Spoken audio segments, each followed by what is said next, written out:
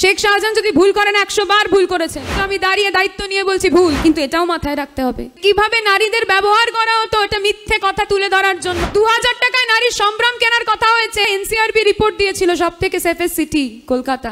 আজকে সন্দেশখালীর বুকে জাতীয় মহিলা কমিশন ছুটে আসে কেন? পশ্চিমবঙ্গ বলে। উন্নাও হাতরাস, সেখানে নারী সম্ভ্রম গেলে সেটা সম্ভ্রম জামা নয়। প্রীতম যে কথাগুলো বলেছে সেই কথা সত্যি মর্মাহত আমি। ভাতা দিয়ে একটা রাজ্য চলতে পারে না। আরে ভাতাটা তাও দিচ্ছে, 1200 টাকা গ্যাসের দাম, 100 টাকা পেরিয়ে গেছে পেট্রোলের দাম। কোথাও না কোথাও গিয়ে মনে হয় না তলায় তলায় আন্ডার দ্য টেবিল কোনো সেটিং করে নিয়েছে। আমরা 56 ইঞ্চির ছাতির কাছ থেকে শুধুমাত্র মিত্র আত্মনির্ভর বানো শুনেছি। হাইকোর্টের রায় জেনে যাচ্ছেন বিরোধী দলনেতা শুভেন্দু অধিকারী। এমন একজন বিচারককে আপনারা নির্ধারণ করেছিলেন, এই গদিটার সঙ্গে গদ্দারি করে চলে এসেছেন। অভিজিৎ গঙ্গোপাধ্যায় মমতা বন্দ্যোপাধ্যায়ের দাম রেট জিজ্ঞাসা করেছে। শুভেন্দু অধিকারী দেবাংশুকে নর্দমার কীট বলে, তখন কেউ প্রতিবাদটা করেন। বিগত 1.5 মাসে সব থেকে বেশি ভোকাল ফর লোকাল ছাত্র যুবরাই হয়েছে, তার মধ্যে রাজন্যা দেবাংশুরাও ছিল।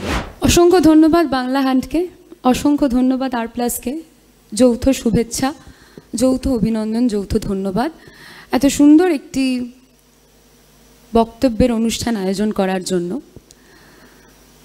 শাসক দল মানেই তো অবশ্যই অনেক দায়িত্ব থাকে, শাসক দল মানেই অনেক উত্তর দিতে হয় আমাদেরকে, এবং সেটা স্বাভাবিক, সেই নিয়ে কোনো দ্বিমত আমার নেই। অবশ্যই দায়িত্ব কর্তব্যের জায়গা থেকে সব উত্তর দেব, কিন্তু প্রথমেই বলি যে আমার আজকে খুব গর্ববোধ হচ্ছে, বিশেষ করে R+ এবং বাংলা হ্যান্ডকে ধন্যবাদ জ্ঞাপন করতে ইচ্ছা করছে যে প্রীতম ভাই প্রীতমকে আজকে এই মঞ্চে নিয়ে এসেছেন। এটা আমি বারবার বিভিন্ন সভায় গিয়ে বলেছি যে সন্দেশখালী নিয়ে এত কথা, সন্দেশখালী নিয়ে এত বক্তব্য যখন ন্যাশনাল মিডিয়ায় বারবার প্রচারিত হয়েছে, তখন কোথাও এটা দেখানো হয়নি যে সন্দেশখালীর মাটির ছেলেরা, মাটির মেয়েরা, তারা এই উচ্চ মাধ্যমিক মাধ্যমিক পরীক্ষা এত ভালো রেজাল্ট করেছে। প্রথমেই অভিনন্দন প্রীতম, অসংখ্য শুভেচ্ছা। প্রীতমের মাও রয়েছেন, আপনাকেও অসংখ্য শুভেচ্ছা, আমার নমস্কার প্রণাম নেবেন। প্রীতম যে কথাগুলো বলেছে সেই কথা সত্যি মর্মাহত আমি। শাসক দল বলে বিদ্ধ করা সেরকম উদ্দেশ্যেও বলেনি, কিন্তু ওর সঙ্গে যা ঘটেছে ও সেটা বলেছে। এরকম অনেক ঘটনার সাক্ষী শিকার আমার পরিবারও, তাই আজকে ওর এই দুঃখটা ভাগ করে নিতে আমার কোথাও না কোথাও গিয়ে মনে হয়েছে আমিও সমব্যথী ওর সঙ্গে। সত্যি আমি মর্মাহত প্রীতম, মন থেকে বলছি, সামনে কাকিমাও রয়েছেন, মন থেকে বলছি আমি মর্মাহত।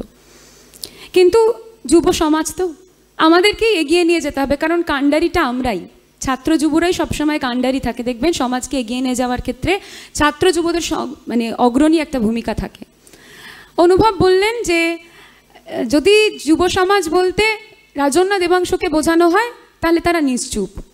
আমার তো মনে হয় বিগত 1.5 মাসে ইলেকশন ডিক্লেয়ার হওয়ার পর থেকে সব থেকে বেশি vocal for local, for state, বৃহত্তর পরিপ্রেক্ষিতে ফর নেশন এই ছাত্র যুবরাই হয়েছে, তার মধ্যে রাজন্যা দেবাংশুরাও ছিল। অবশ্যই আমার সহযোদ্ধারাও ছিলেন, তারা অন্যান্য দলের হতে পারেন, মাহি অন্যান্য দলের হতে পারেন, স্বাতি অন্যান্য দলের হতে পারেন, অনুভব অন্যান্য দলের হতে পারেন, কিন্তু তারাও ছিলেন। কিন্তু কাউকে এভাবে ব্যক্তিগতভাবে আক্রমণ করে যদি এটা বলা হয় যে সে নিশ্চুপ ছিল, তাহলে সেটা ভুল। সেই শিক্ষায় আমার দল আমাকে শিক্ষিত করেনি, সেই সৌজন্যটুকু আমার রয়েছে। সেই সৌজন্যটুকু রয়েছে বলেই হয়তো আজকে আমার 79 বছর বা 69 বছরের মুখ্যমন্ত্রী কেন বিবাহিত নন তার উত্তর আমি কিছু বলবো না, কারণ তার উত্তর সাধারণ মানুষ জবাব দেবেন। তবে হ্যাঁ, এই যে কথাটা স্বাতি প্রথমে তুলে ধরলেন যে রিমাল আসছে, অথচ আমাদের তৃণমূল নেতৃত্বদের নাকি প্রাণে মুখে হাসি, উৎফুল্ল, উচ্ছ্বাস। আমফানের সময়টা আমি মনে করিয়ে দিই, অনেকেই অনেক কথা বলবেন, কিন্তু সাধারণ মানুষ উত্তর দিয়েছেন। তারপরে আমফানের পর বিধানসভা ভোট গেছে, কাউন্সিলর ইলেকশন গেছে, পঞ্চায়েত ভোট গেছে, লোকসভা ভোট এসেছে, সাধারণ মানুষ উত্তর দিয়েছে, আবারও সাধারণ মানুষ উত্তর দেবেন। কিন্তু আমরা 56 ইঞ্চির ছাতির কাছ থেকে অহংকার দম্ভয়ে শুধুমাত্র মিত্র আত্মনির্ভর বানো শুনেছি। শুধু শুনেছি যে ওই রাত্রির 8টা নাগাদ একটা স্ক্রিনের সময় করোনায় চলে আসতেন আর বলতেন মিত্র আত্মনির্ভর বানো। কিন্তু আত্মনির্ভরতার জন্য কি প্রয়োজন? আমি এক্ষুনি বললে বলবে ভাতা দিয়ে একটা রাজ্য চলতে পারে না। আরে ভাতাটা তাও দিচ্ছে, ভাতাটা তাও দিচ্ছে। চাকরির প্রসঙ্গে আসবো আমি, ভাতাটা তাও দিচ্ছে। 1200 টাকা গ্যাসের দাম একজনও, স্বাতির তো দল, স্বাতি বলবে না, আশাবাদী। অনুভব বললেন না যুব সমাজ তিনি নাকি এগিয়ে নিয়ে যাবেন, রাজন্যা নাকি নিশ্চুপ, দেবাংশু নাকি নিশ্চুপ, বললেন না। 1200 টাকা গ্যাসের দাম, 75,000 পেরিয়ে গেছে সোনার দাম, 100 টাকা পেরিয়ে গেছে পেট্রোলের দাম, মাহি বললেন না। আমি অবাক হলাম এই জায়গায় দাঁড়িয়ে যে মাহি আজকে এই বিষয়গুলি তুলে ধরলেন না, চাকরি দুর্নীতির কথা তুলে ধরলেন। আমি আসবো, ডেফিনেটলি আসবো। কোথাও না কোথাও গিয়ে মনে হয় না যে মাহিদের দল কিংবা স্বাতীদের দল, আমি ব্যক্তি আক্রমণ করছি না, ওরা আমার সহযোদ্ধা, কিন্তু তাদের দল কোথাও না কোথাও গিয়ে তলায় তলায় আন্ডার দ্য টেবিল কোনো সেটিং করে নিয়েছেন? প্রশ্ন আসতেই পারে এবং আসবেও। পরবর্তী প্রসঙ্গ, নারী সম্ভ্রম, নারী সুরক্ষা। নারী সুরক্ষা এনসিআরবি রিপোর্ট দিয়েছিল সব থেকে সেফেস্ট সিটি কলকাতা, সব থেকে সেফেস্ট স্টেট। নারী সুরক্ষা, নারী সম্ভ্রম। আমি যদি এখন উন্নাও হাতরাস মণিপুর বলি, মহিলা কমিশন সেখানে যান না।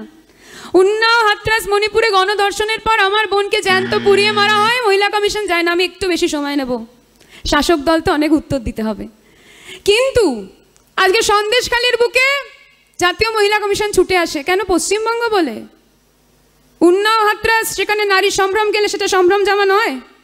শেখ শাহজাহান যদি ভুল করেন 100 বার ভুল করেছেন। প্রীতম ভাই যেটা বললো যদি ভুল হয় 100 বার ভুল, আমি দাঁড়িয়ে দায়িত্ব নিয়ে বলছি ভুল। ভুলকে ভুল বলতে শিক্ষা দিয়েছে আমার দল। কিন্তু এটাও মাথায় রাখতে হবে যে স্টিং অপারেশনের ভিডিও ইউটিউবে আমরা দেখছি, যে কথোপকথন আমরা সন্দেশখালী নিয়ে শুনছি, গত পরশু সিরিয়া পারভিন, বিজেপির নেতৃত্ব, তিনি এসে যোগদান করেছেন তৃণমূল কংগ্রেসে। আমার পাশে মঞ্চে দাঁড়িয়ে, সন্দেশখালীতে আমি একটা সভা করেছিলাম, পাশে মঞ্চে দাঁড়িয়ে বলছেন যে কিভাবে নারীদের ব্যবহার করা হতো, এটা মিথ্যে কথা তুলে ধরার জন্য বলা হতো। আগের দিন শ্লীলতাহানি লেখাতে হবে, পরের দিন গিয়ে এফআইআর দাঁড় করানো হতো রেপ হয়েছে বলে। 2000 টাকায় নারীর সম্ভ্রম কেনার কথা হয়েছে, 1200 টাকা লক্ষ্মীর ভান্ডার দিয়েছি বলে অনেক বড় বড় কথা বলেছিল ওরা। 2000 টাকায় নারীর সম্ভ্রম কেনে ওরা। বিশ্বের কোনো মায়ের সম্ভ্রম 1 টাকাতে কেনা যায় না, এটা জানে না, জানতে হবে ওদেরকে। আমাদের কিছুক্ষণ আগে মাহিদা বললেন যে ওনার মুখ্যমন্ত্রী আমার একার নয়, মুখ্যমন্ত্রী এই ঘরে যতজন বসে আছে প্রত্যেকের। ঋতুদা বসে আছেন এখানে, আমাদের সম্মানীয় সঞ্চালক, মুখ্যমন্ত্রী হয়তো তারও, কারণ মুখ্যমন্ত্রী একজন প্রশাসনিক পদ, তিনি আমাদের প্রত্যেকের, কারণ একার নয়।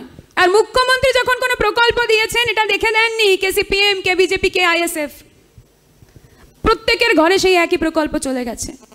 কিন্তু অবাক হলাম, চাকরি দুর্নীতির যে কথা প্রসঙ্গ উঠলো, প্রায় 26,000 জন, সংখ্যাটা প্রায় 26,000, সম্পূর্ণ 26,000 জন নয়, তাদের চাকরি গেল।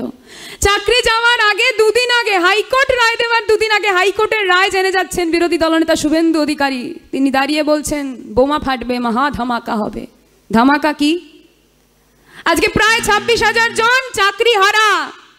চাকরি হারা শব্দের অর্থ কি সেটা আমরা বুঝি, ভাববেন না আমরা বুঝি না, বুঝি আমরা। মমতা বন্দ্যোপাধ্যায় একমাত্র নেতৃত্ব যে তাদের মাইনেটা অব্যাহত রেখেছে, যে সুপ্রিম কোর্টে পাড়ি দিয়েছে।